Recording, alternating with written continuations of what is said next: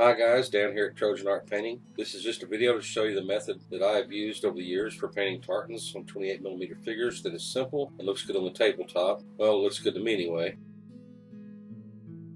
The materials used in this video are listed here, so if you want to paint along with me, just stop the video now and gather your materials. Of course, any brand of paints will do, so long as you have 3 distinct shades of blue and green. So here's a look at the paints that I used. These are Foundry paints. This is Forest Green Triad.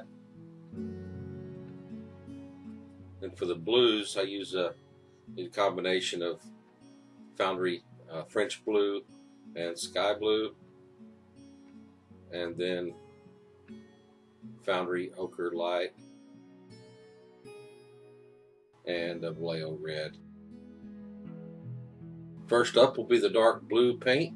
Throughout this video, I'll just use the KISS principle, keep things simple, and refer to the dark, medium, and light shades of the blue and the green. It's just that, dark, medium, and light. What we're going to do first then is take our dark blue paint and paint 2 square swatches. We'll be doing 2 dark blue and 2 dark green swatches. These will be our base coats. By the way, there's at the end of this video some photographs of some examples of finished miniatures. There's ogres as well as some Highlanders.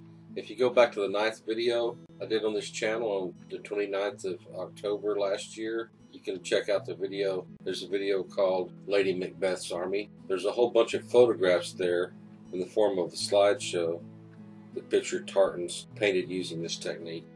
Okay, the dark blue swatches are complete, so now we'll get the dark green paint and paint the 2 dark green swatches. Now, one note I might add here while I'm painting these green swatches is that if you don't want to have to do a lot of touch up and you don't want to have to be real neat, the best idea is to use colors that are close to each other on the color wheel for your background and for your grid or your stripes. That way, in the end, you're not having to do a whole lot of touch-up. If you use contrasting colors, there's a little more touch-up involved, and you have to be a little neater. So in this video here, I'm using dark blue and dark green, which are really close, so one can afford to be a little sloppy. Actually, in this video, my brush work is fairly horrendous, so I'm having a little bit of a difficult time at the angle that I'm working at and trying to work around the camera, but we'll get her done. Next, the dark blue will be used to paint the stripes on the dark green, and the dark green will be used to paint the stripes on the dark blue. One thing I'd like to point out here is a lot of times if you dip your brush tip in paint and you get too much paint on it, the paint will tend to want to siphon up the brush tip, and so you want to drag the brush tip across your thumb or across a palette or whatever you use to pull that excess paint back down toward the tip of the brush. Okay, now I've just started painting stripes. Leave a space between the stripes about as wide as the stripes are, maybe just a tad wider. I'm painting the dark green stripes on the dark blue background, first vertically, then horizontally to form a grid. So this is the vertical stripes. Again, you can see I'm trying to keep the space between the stripes just a little bit wider than the stripes themselves.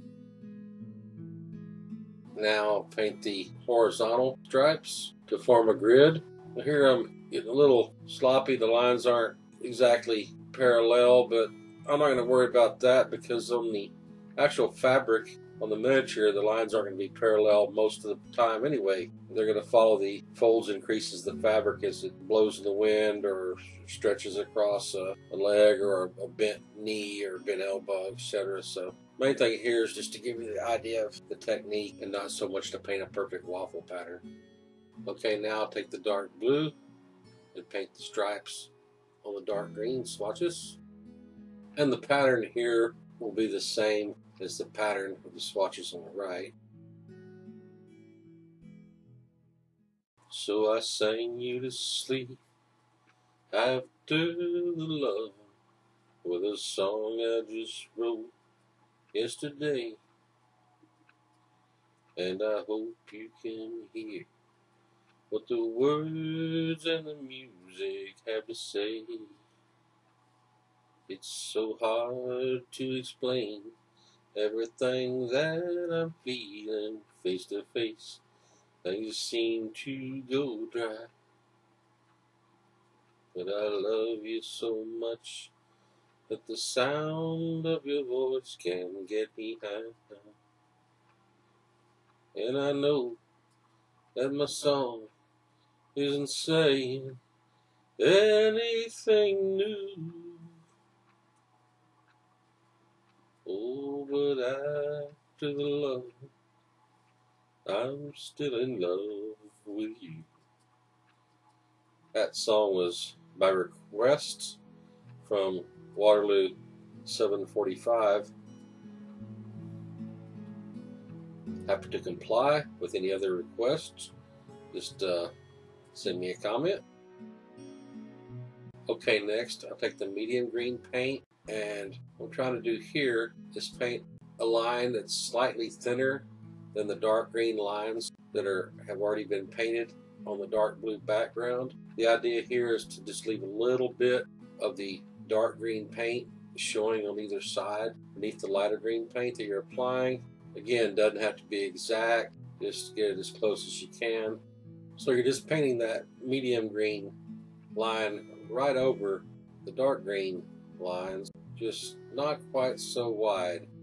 And remember, same thing applies during any step of this procedure. If you get a line too wide and it's bothering you, just go back and touch up. Just go back and paint the dark green line again, let it dry, and paint the medium green line over it again. Okay, so after the vertical lines, just painting the horizontal lines. My efforts here are pretty pathetic, because I'm painting at a strange angle that I'm not at all used to, so please forgive or look past my ineptitude in my efforts to paint a nice grid. So I'm in the grocery store last night. I managed to scrape up $12 to buy a pound of bacon and a loaf of bread and a box of crackers. There's this big fat lady in front of me buying $24 worth of ice cream with food stamps. Now, I'm all about helping folks in need, but that shit's ridiculous. Okay, now repeating that process with medium blue over the dark blue lines. Same idea here as with the green.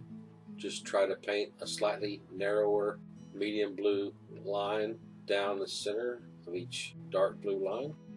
Yeah, I thought about that lady last night at the store, just because I'm sitting here and it's in the morning. I'm continuing this voiceover, continuing working on it from last night, and it's kind of cold and rainy outside, and I was about to go make me a bacon sandwich for breakfast, and just reminded me of that lady last night. I'll tell you another time I was in the store, and again, the big fat lady, I don't know if it's what it is with big fat ladies and food stamps, but anyway, this lady was trying to buy dog food. She's right in front of me, and she's trying to buy dog food with her food stamps, and the checkout clerk said, "Sorry, you can't buy dog food with food stamps." And the lady got all mad and threw a fit and said, "Well, I guess the dog will be eating steak tonight."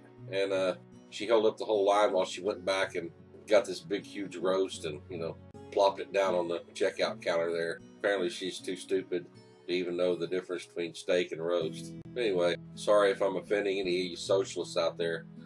No, I'm really not sorry. Yeah, I'm in kind of a grumpy mood this morning, huh? Well, I think it might be because I couldn't find a tomato to put on my bacon sandwich, and that's always a downer. Okay, back to the task at hand. After completing the medium blue on the lines, the next thing we'll do is take the medium green, and we're going to highlight the background green between the blue grids. And you're going to want to keep your brush at about a 30 to 45 degree angle to get you a nice little blob in there between each grid line. Now, again, just like the idea behind the lines, you don't want to completely cover the dark green, of course.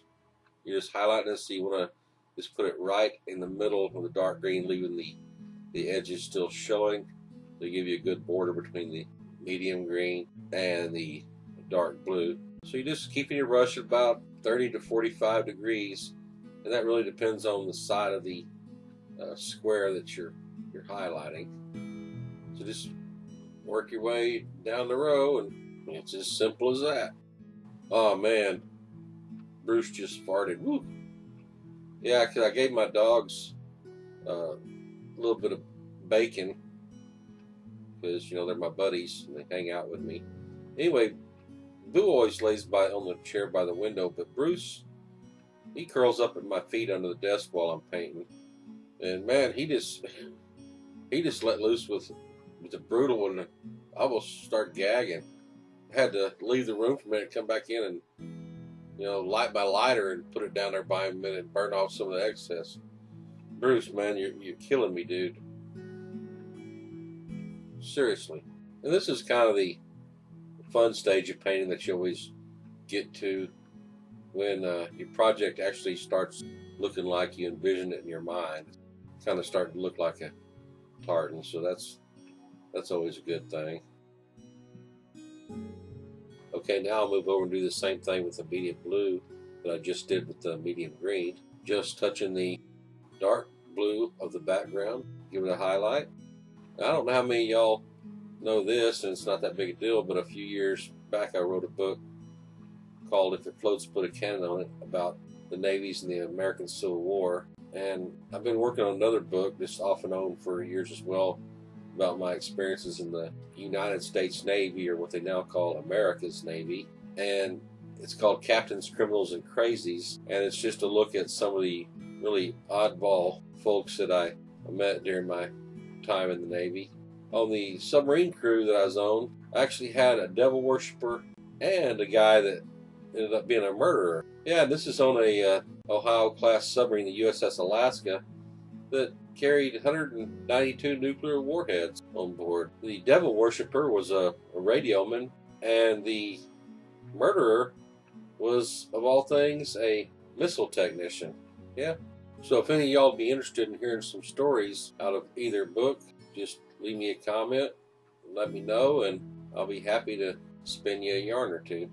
Okay, next we're going to take the light green paint, and on the medium green stripes, we're going to touch right where each stripe intersects with the light green paint. Just cover up that intersection of the horizontal and vertical lines with a nice little dab of light green paint. Again, remember to hold the brush at about a 30-degree angle, and if you get too much, don't worry about it. You can always go back, and as I said before, just touch it up. Touch up is our friend. He's a good friend. Now we're only doing one of the swatches this way. Don't do both, just do this one. Now while we got the light green paint out, we're going to go ahead and move over to the left-hand swatches here and highlight the green squares with just a touch of the light green. Again, getting it inside the medium green.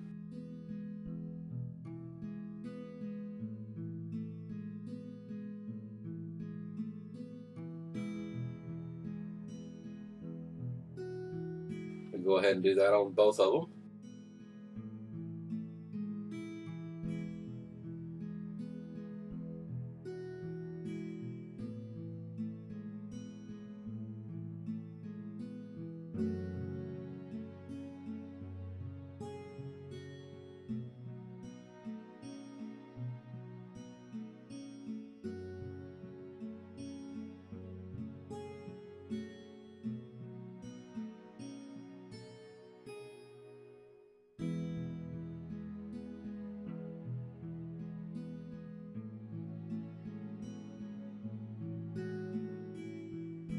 Alright, now that that's done, next we'll take the light blue and repeat what we did with the light green. First we'll just put a dab of light blue at the intersection of the medium blue lines on the grid, on the swatch on the left.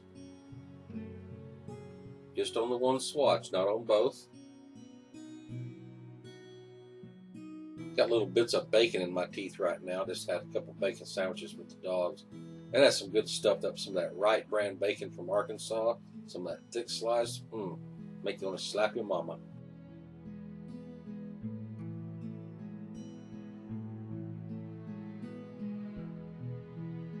Alright, now while we got the light blue paint out, let's go ahead and go over to the two right-hand swatches and just highlight the blue squares the same way that was done with the light green on the medium green squares.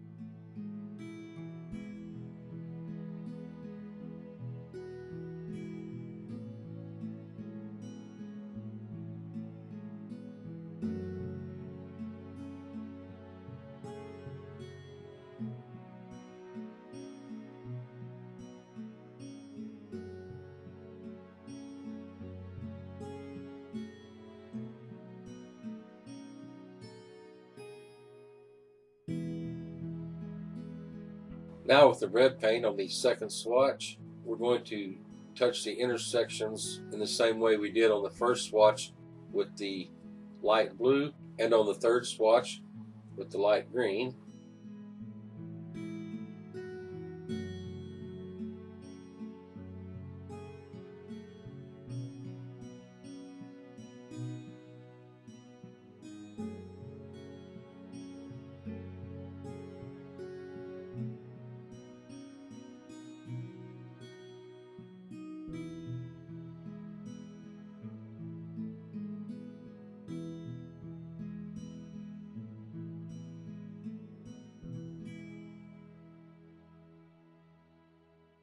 And finally, on the fourth swatch, touch the intersections of the green stripes the same way you just did with the red paint on the blue stripes.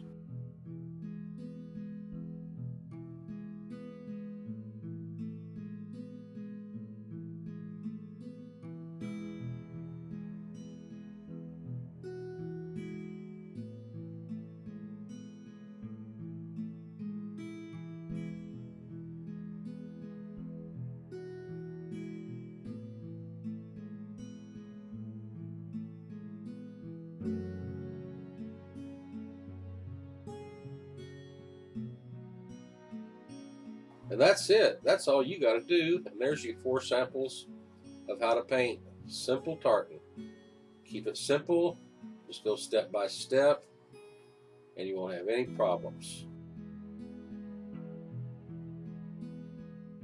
Now here's your some up close views, moving left to right as we painted them.